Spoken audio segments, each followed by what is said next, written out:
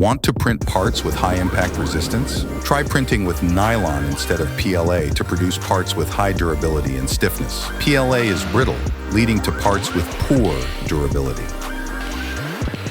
Neat nylon, such as Taulman 910, has high impact resistance and durability. Nylon, however, absorbs moisture rapidly, leading to stringing, low-layer adhesion, and weak parts. Drywise can be used to dry nylon, enabling you to start printing almost immediately.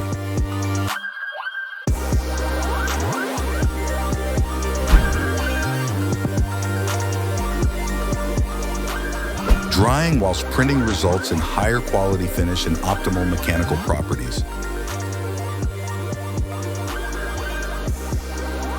Use nylon for impact-resistant parts. Find out more on drywise.co.